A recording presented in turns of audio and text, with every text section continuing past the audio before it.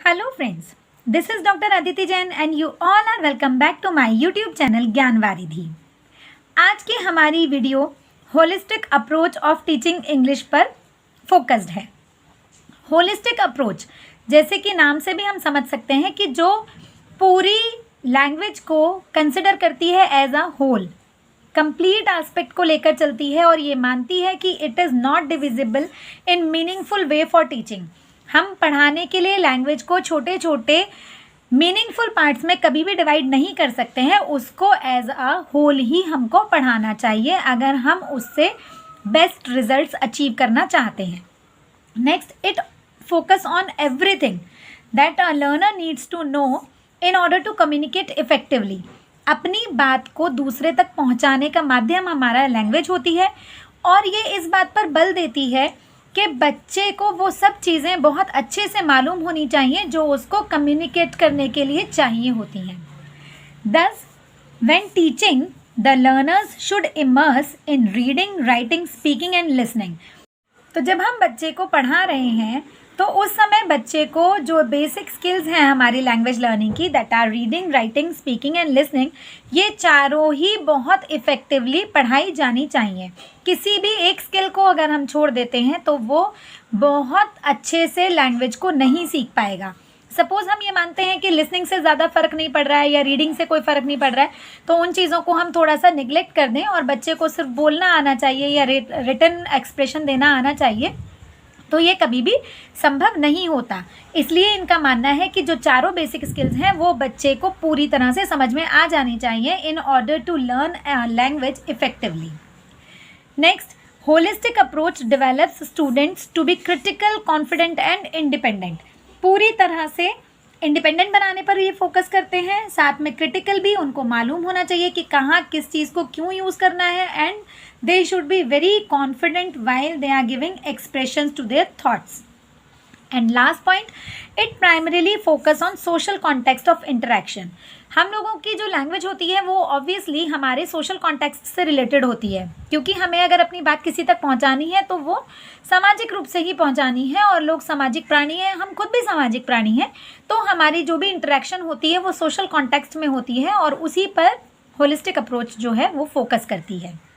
अब हम बात करते हैं फीचर्स की, होलिस्टिक अप्रोच के जो फीचर्स हैं। तो फर्स्ट फीचर जो है हमारा वो है holistic approach nurtures the broad development of the students and focuses on their intellectual, emotional, social, physical, creative, intuitive, aesthetic and spiritual potentials.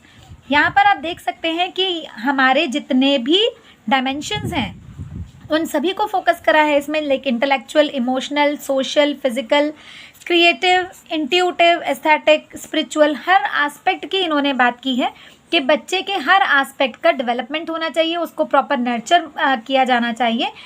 Next is it promotes the importance of relationships at all levels with in a learning community. हमारा जो आपस में relationship है उसके ऊपर ये बहुत focus करता है, उसको बहुत इंपॉर्टेंस इसमें दी गई है, क्योंकि हम लोग हमेशा लर्निंग को सोशल कॉन्टेक्स्ट में देखते हैं। जब हम होलिस्टिक अप्रोच की बात करते हैं तो यहाँ पर ये कहते हैं कि जो लर्निंग कम्युनिटी है, लर्निंग कम्युनिटी हमारी किससे बनी है, जहाँ पर एजुकेटर और स्टूडेंट्स एक साथ वर्क करते हैं, ओपन और कोलैबोरेटिव रिलेशनशिप उनके बीच में होती है, उसी तरह का एनवायरनमेंट वहाँ पर होता है। तो उसमें जो रिलेशनशिप होती है उसको इसमें बहुत ज़्यादा इंपॉर्टेंस दी गई है, क्योंकि उसी रिलेशनशिप के अकॉर्डिंग बच्चे की लर्निंग होगी। Next, it emphasizes on life experiences and learning beyond the confines of the classroom and formal educational environment. जो हमारी लर्निंग फॉर्मल एजुकेशनल एनवायरनमेंट में होती है ये उससे आगे की बात करते हैं, ये लाइफ एक्सपीरियंसेस के ऊपर ज़्यादा फोकस करते हैं, क्योंकि वो हमारे बेस्ट टीचर्स हो सकते हैं, एक्सपीरियंसेस जो हमें हमारी लाइफ के थ्रू मिलते हैं। Then it encourages a desire to elicit meaning and understanding. कुछ भी आप नया सुनते हैं तो उसमें से मीनिंग निकालने की जो हमारी डिज़ायर होती है, उसको समझने की जो डिज़ायर होती है, उसको एनकरेज करता है। रियल लाइफ एक्सपीरियंस जो होता है हमारा वो हमेशा एनकरेज करता है। And next is empowers learners to examine critically the cultural, moral and political context of their lives। हमारी लाइफ के जो कल्चरल हैं, मॉरल हैं या पॉलिटिकल कॉन्टेक्स्ट हैं उनको क्रिटिकली एग्जामिन करने के लिए हमारे अंदर सेंस डेवलप करता है लर्नर के अंदर और उसको एम्पावर करता है। Now we are going to talk about objectives of holistic approach. So first is to build knowledge and deeper understanding about themselves and individual as an individual. Means बच्चे के अंदर अपने खुद के विषय में बहुत डीप नॉलेज हो उसको, और वो अपने आप को बहुत गहराई से समझ सकता हो, इस तरह की उसके अंदर प्रवृत्ति को विकसित करने पर होलिस्टिक अप्रोच बल देती है. Then to build healthy relationships and pro social behaviour. आपस में एक हेल्दी रिलेशनशिप को डेवलप करने की और सोशल बिहेवियर जो है हमारा उसको एडवांस स्टेज पर ले जाने की बात ये करते हैं. Then to build upon social and emotional development. जो बच्चे का सामाजिक और संवेगात्मक विकास है उसके डेवलपमेंट पे ये बहुत ज़्यादा बल देते हैं.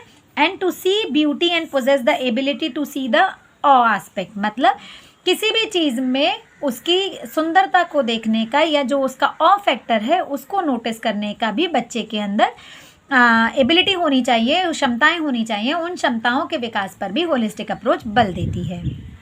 Next point is advantages of holistic approach. जब हम होलिस्टिक अप्रोच यूज़ करते हैं तो उसके कुछ बेनिफिट्स होते हैं. ऑब्वियसली हर चीज़ के कुछ प्रोस होते हैं, कुछ कॉन्स होते हैं. तो है I am going to talk about advantages first.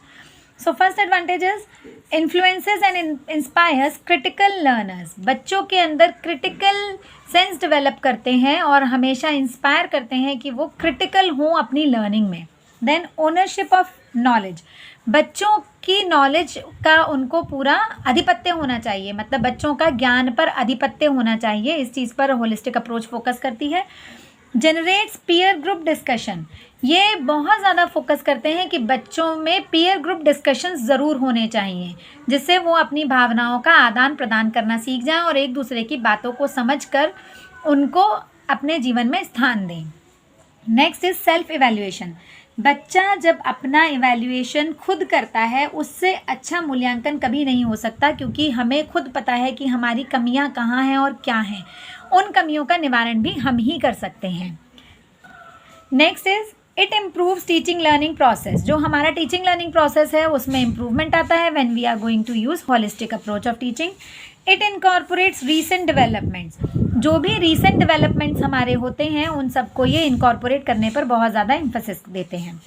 Next is integrates teachers experiences. Teachers के जो खुद के एक्सपीरियंसेस होते हैं उनको भी ये इंटीग्रेट करने पर काफ़ी फोकस करते हैं. And then it creates genuine interest in the discipline. बच्चों को जेन्युइनली इंटरेस्ट होने लगता है जब हम इस तरीके से बच्चों को पढ़ाते हैं. कोई भी लैंग्वेज आप पढ़ा रहे हैं तो बच्चे को जेन्युइनली उसमें इंटरेस्ट होगा, और जब बच्चा जेन्युइनली किसी चीज़ में इंटरेस्ट होता है तो वो अंदर से मोटिवेट होता है और उसकी लर्निंग जो होती है वो बहुत प्रॉपर होती है. Now we are going to discuss about disadvantages of holistic approach. So first is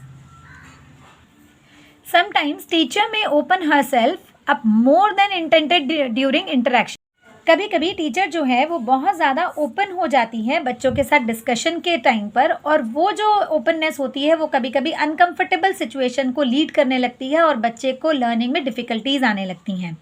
next is teachers interpretation of student self में भी रॉन्ग. कभी कभी बच्चे की इंटरप्रिटेशन जो होती है वो हमारे पॉइंट ऑफ व्यू से हम करते हैं वो कभी कभी गलत भी हो सकती है और वो उसके कॉन्फिडेंस के लिए बहुत ज़्यादा हार्मफुल हो सकती है. कभी कभी हम बच्चे को अंडर एस्टिमेट कर लेते हैं या कभी कभी हम उसको ओवर एस्टिमेट कर लेते हैं. तो दोनों ही सिचुएशंस जो हैं वो हमारे बच्चे के लिए कॉन्फिडेंस लेवल में कहीं ना कहीं हार्मफुल हो जाती हैं. And last is weaker students cannot interact as the teacher goes beyond their conceptability. बच्चे जो वीक होते हैं, हमारे बैकवर्ड स्टूडेंट्स जो होते हैं, जो हमारे साथ पेस नहीं रख पाते हैं, कभी कभी उनका जो कंसेप्ट होता है, हमारा डिस्कशन का जो कंसेप्ट होता है वो उनकी क्षमताओं से बाहर का होता है और इस वजह से वो अपने उस डिस्कशन में व्यूज़ नहीं रख पाते हैं, कुछ भी कंट्रीब्यूट नहीं कर पाते हैं, तो वो उनके लिए बिल्कुल भी हेल्पफुल नहीं हो पाती है. आई होप ये वीडियो आपको अच्छी लगी होगी. अगर आपको मेरे वीडियोस पसंद आते हैं तो उन्हें लाइक, सब्सक्राइब और शेयर करना ना भूलें. Thank you.